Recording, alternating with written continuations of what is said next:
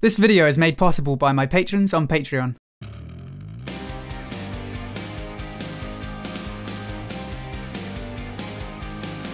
Hello everyone, my name is Ziamaro and welcome to Battlerite Sage. So this is one that I've actually had planned for ages, but I thought I'd save it for the release of Season 1. There are a lot of new and returning players among us, and for some of us it's a great motivation to start climbing the ladder again.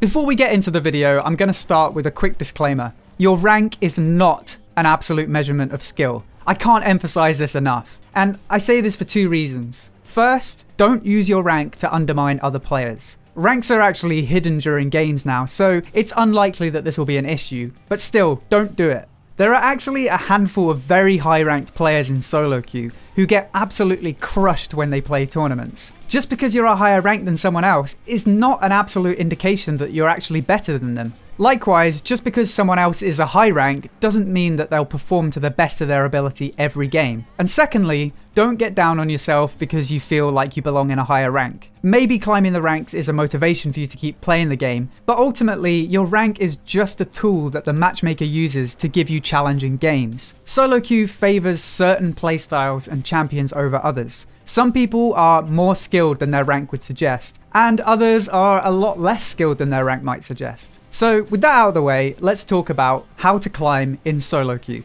As I've already mentioned, your rank, particularly your SoloQ rank, is not an absolute measurement of skill. Certain types of players thrive in a SoloQ environment, others don't. But you've come here because you want to climb, so let's go through some of the skills that you'll need to develop in order to ascend the ranks. First up, mechanics. There are no two ways about it. If you want to climb in Battlerite, you need to work on your mechanics. Good mechanics alone will take you 80% of the way to your goal. Usually when I talk about mechanics, I'm referring specifically to aim and movement, but in this case I'm also including cooldown management. Simply being able to hit more shots than your enemy will be enough to climb out of wherever you are right now. Likewise, knowing how and when to use your cooldowns will help you deal more damage than your enemy does to you. Honestly, I could make an entire video series on mechanics in Battlerite.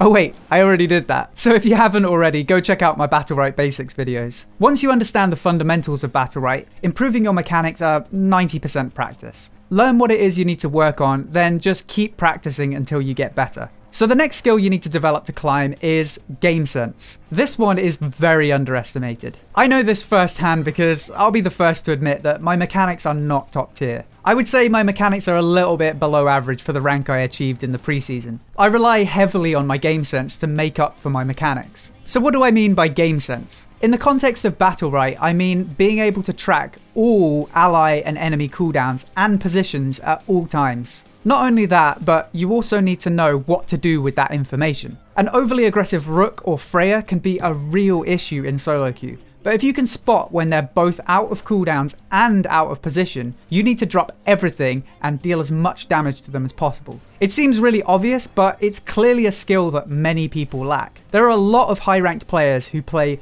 way too aggressively. The people I'm referring to have excellent mechanics on the whole, but they use their cooldowns and position in a way that is hyper aggressive and really easily punishable. But people don't punish them. But why is that? Because most people, even preseason GCs, just don't have very good game sense. So the simple answer to countering hyper aggressive players is just game sense. If everyone on your team has good game sense, a hyper aggressive player will get absolutely crushed. Obviously, you can't control what your team does, especially when it comes to something as difficult as GAMESENSE. But if you develop your GAMESENSE, you're at least going some way to countering the problem. I'm gonna make a full video about this soon, but the quickest way I can explain to help develop your GAMESENSE is just avoid tunnel vision. If you're super focused on trying to outtrade an enemy in a 1v1, you're obviously gonna miss one of the other enemies blowing all their cooldowns. It's important to outtrade your opponent, but if you can be aware of all the other enemies and hard switch when you see a mistake, that's a way better skill to have than just being able to perfectly 1v1 people every game.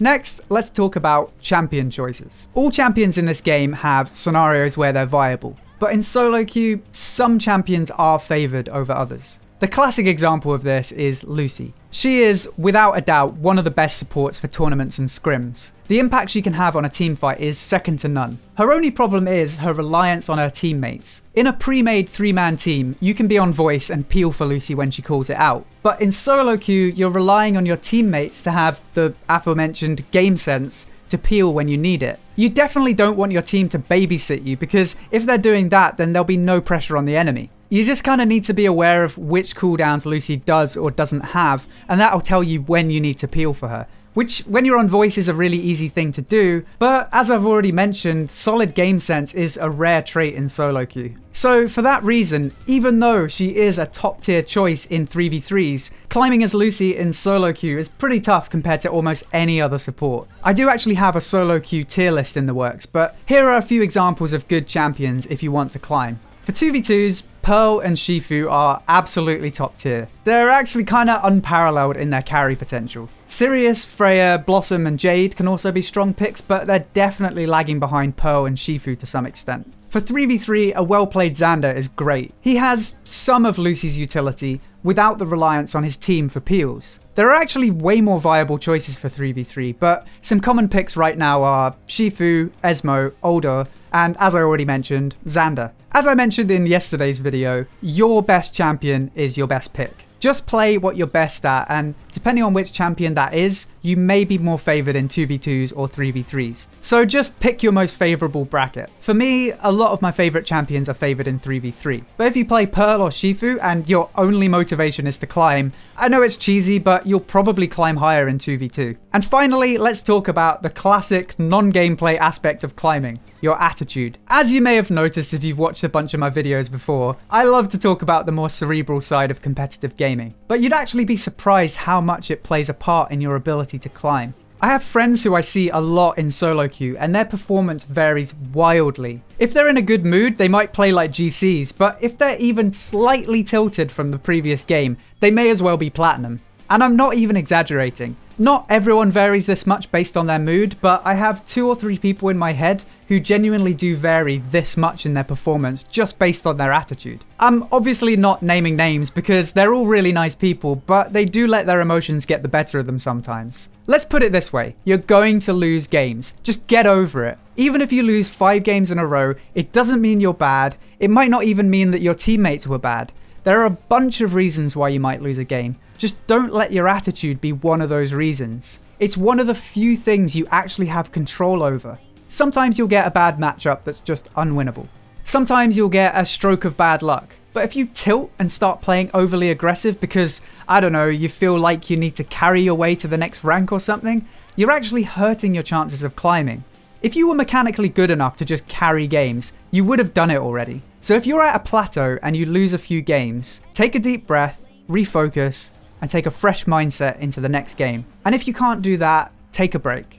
There's no quick fix to climbing in SoloQ. What holds us back is unique to each and every one of us. For some of us, our mechanics might need work. For others, we play perfectly when we're not tilted. So try to work on all of these things that I've mentioned, and most importantly, try to enjoy yourself. We all play better when we're relaxed and having fun. I hope you enjoyed this video. If you did, then please feel free to subscribe for more Battlerite guides, news and discussion. If you'd like to help support the channel and get some unique rewards, then head over to patreon.com/battleritesage. And don't forget to check out twitch.tv/battleritesage. Until next time, thank you for watching and I'll see you soon.